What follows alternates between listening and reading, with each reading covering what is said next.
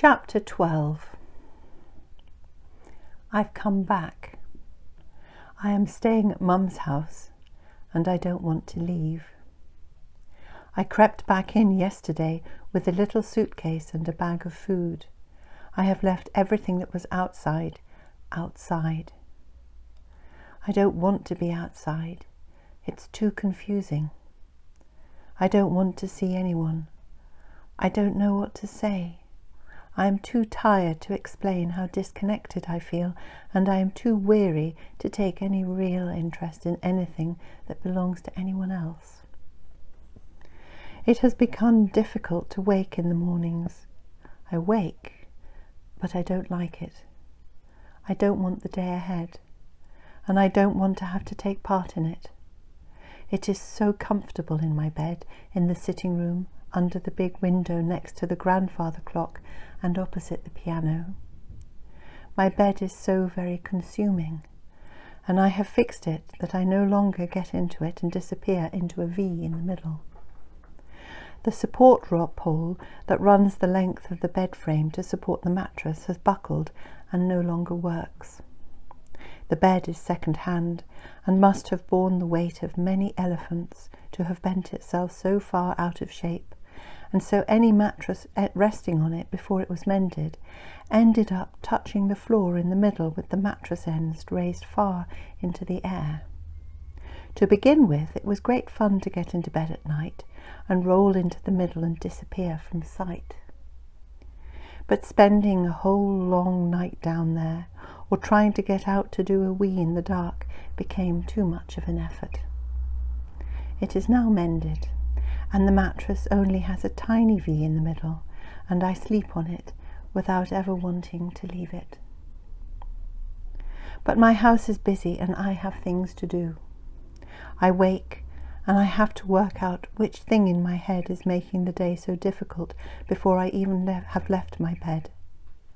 I tell myself that it is always fine once I am up, once I have put on my green felt elf slippers that my son-in-law gave me, once I am not lying down. You can always go back to bed, I tell myself, but I hope that I won't do it. It is always fine once I am up, but something is darkening my vision, something is taking the air out of my thoughts, something has taken the grace out of my movements. Something is telling me that there is no comfort in the day, and that whatever it is that I have to do, it is going to be hard. A few nights ago, I walked to the sea at the top of my road to watch the waves in the moonlight, hoping to find beauty and peace and a break in the grey mist around my eyes. I put on my hat and coat, my gloves and my boots, and walked up the long road in the darkness to the beach, beyond the yellow light of the street lamps and onto the blue-black stones, and as near as I dared to go to the crashing waves. There was little wind, no rain, but it was cold.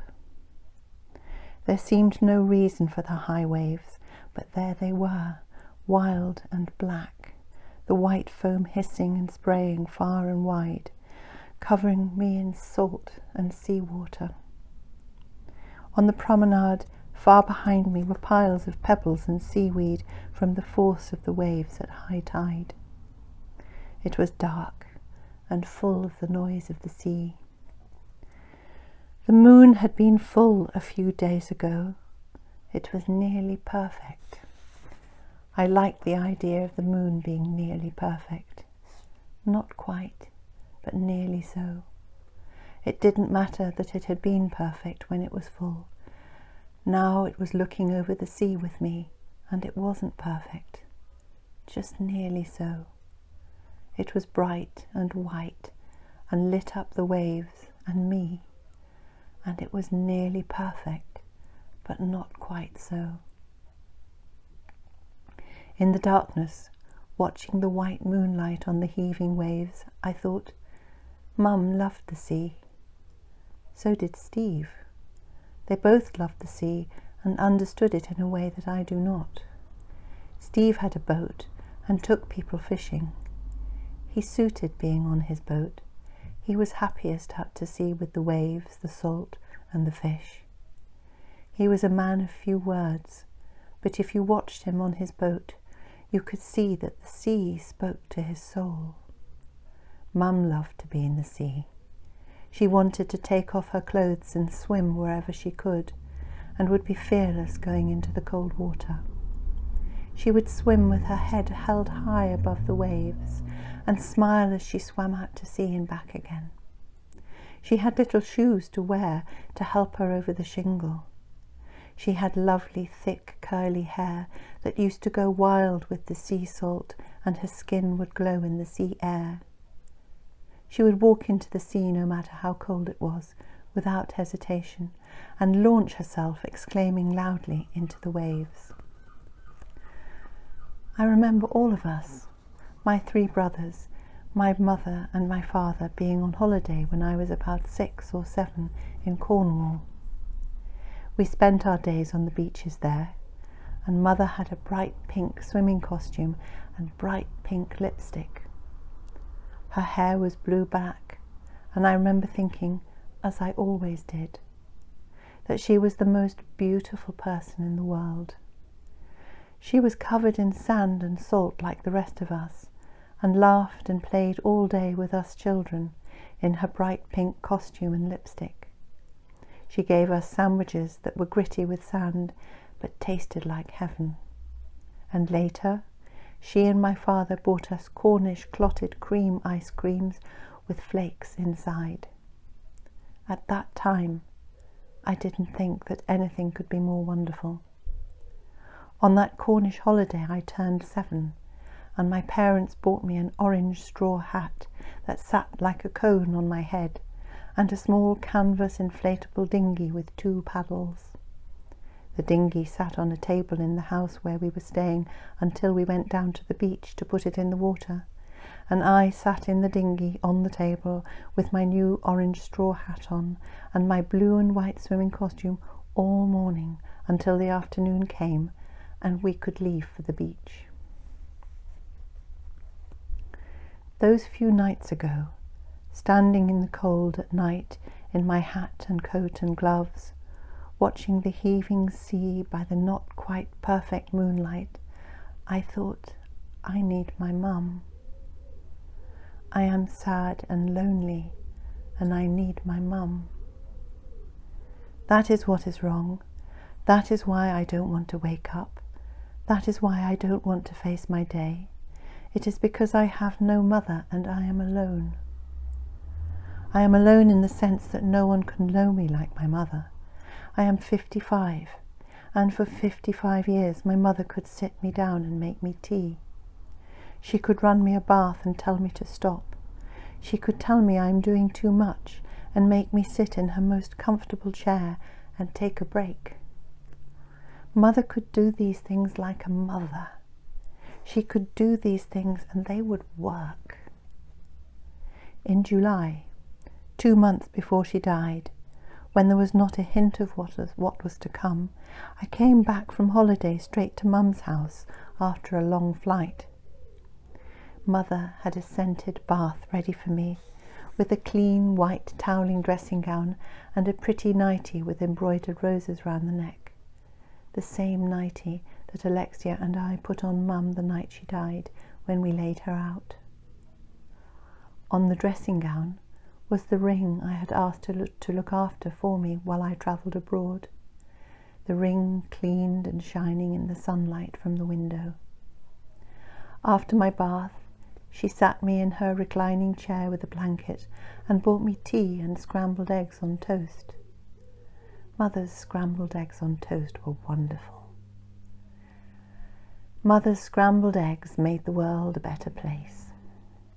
And I lay back in the reclining chair, clean, scented, fed and loved, my ring back on my finger, catching the summer sunshine and sparkling like a diamond, and snoozed away all afternoon. This was my mother. It was absolutely the right thing to do. My mother was looking after me. All was well.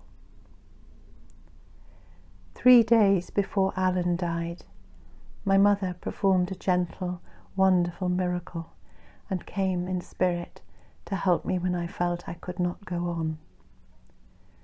Late one night I left his room in the hospice, looking for the quiet room nearby.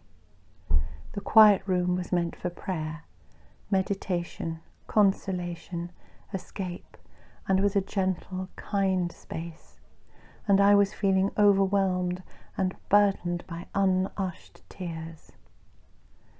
By the door, in a prayer box just inside the room, I found a scrap of paper in Alan's shaky handwriting. It said, "Please pray for Antonia Rolls, my new wife, who is providing me with such wonderful care.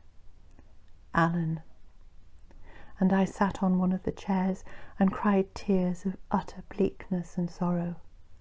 I felt that I was breaking into small pieces, and that the strength of all these losses would crush me. Mother had died only a year ago. Dominic had died 6 months ago, and I had left him to come and care for Alan, who was not going to live more than a few days himself now, and I had no space left any more for any of this dying. If one can feel one's heart breaking, I felt mine fall apart. And then, into the air around me, I felt my mother's presence filling the spaces next to me, and, like the movement of smoke or mist, I felt her pass through my heart and remove the pain and helplessness, leaving me calm and stunned. I sat still, my strength returning, my heart not broken. Instead of the small pieces, my heart was filling with light. I could return to Alan's bedside. I could do this next death now, holding my mother's healing love, and I did so, taking the prayer request with me. My mother's love is what I needed now. There is no one to treat me like a child. I need some scrambled eggs. I need my mother to ask me how I am and to run me a scented bath. That is why I am so slow and the days are so difficult to deal with. I miss my mother. I miss my mum. She died, and it cannot be undone. And that is that. It is so final. I am coping well because I don't cry, and I carry on, but I am not coping well. Not really. It is getting too hard to face the day, and sometimes I do cry a little, but it feels pointless. What on earth will tears do? It is so useless. It makes me angry. She is dead, and crying wastes my time and solves nothing. So I am back now in my mother's house, and I am feeling a little afraid.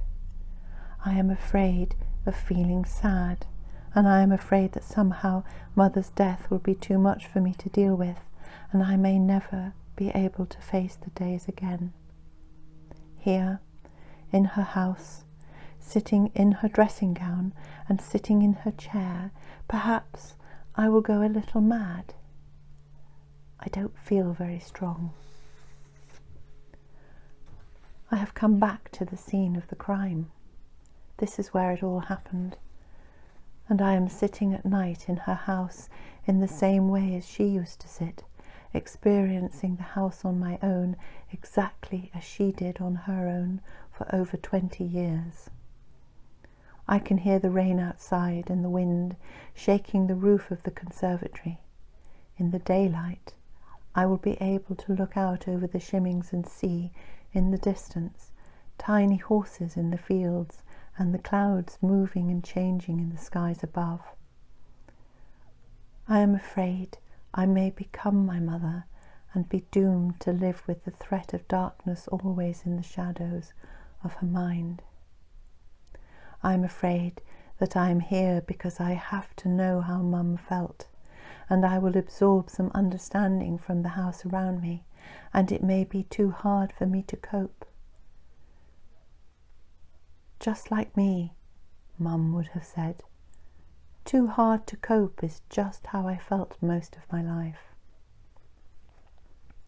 The nights at Mum's house passed gently and nothing happened. I slept, I woke, and there were no ghosts. In the mornings I told myself that I didn't have to get up if I didn't want to, and that it was different here because this is where Mum lived for 20 years. There are no ghosts in her house. She wouldn't leave unfinished business. She wouldn't want her legacy to be unkind, unstable, unsafe. When she was dying, she made sure that she had righted wrongs, that she had simply dissolved all bad feelings at last, and that her house was left, when she left it forever, as clean of all psychic cobwebs as it was from normal dust cobwebs. She stopped fighting when she received her diagnosis back in July in the hospital, and became calm, dignified, wise, and beautiful. She would never leave bad vibes behind her after something as important as death. While I am here now, the house is strong and peaceful and welcoming. It is subtle and gentle, and if a house has hands, it has her soft, warm, strong and healing hands. I am quite safe in her house. She left it clear and light so that her children, all of us in our 50s, could go and find some peace there. It is January now. She died in September. It is the end of the time I set aside for myself to retreat, and I feel I can leave her in last year, safely in last year, and begin this new year without her. Mum remains forever in the year just gone. In my mind, the years play themselves out over and over again behind a series of doors, each door corresponding to a single year. The doors line up in a single wall that stretches far back into all time and will stretch even further into infinity ahead. I can open the door to the year that she died and see the year playing itself out like an old cinema film on a screen, playing itself eternally and without stopping. I can open the door and catch a glimpse of that year, or I can stay and watch it, getting caught up again in all that happened as it plays out again and again, forever and ever, over and over again on a loop. I can close that door and select another year and open it to see how that year plays itself out too, like an old cinema film on a screen, and watch to catch memories, to see things again, to remember. I have no access to these doors from before I was born. I can't open them. They are there. My aunt, my mother's sister and remaining 2 brothers, they can open them. They were here from just before and just after my mother was born, so they can open the doors to those years and catch a glimpse or stay for longer if they want. It is January, and I am leaving my mother in last year. I am beginning the rest of my life now as a grandmother. I will get over all this. Just before Christmas, Alexia had a baby boy. A few months after I saw my mother out of this life, I saw my grandson into this same life. My beautiful, perfect, new baby grandson. The day after my own grandmother died, when I was 11, at breakfast in the morning in our kitchen, my mother poured herself some hot water from the kettle into a mug and drank it. She was crying quietly. When I asked her why she was drinking hot water like this, she told me that her mother had told her to do it, and that she was going to do it every day. I thought, it's because her mother died yesterday. She will drink hot water for a while, and then she will forget, and all will be as it was. This is how I will be. I will slowly move on and away from my mother's death. I will forget to drink my metaphorical hot water in the mornings, and I will be fine.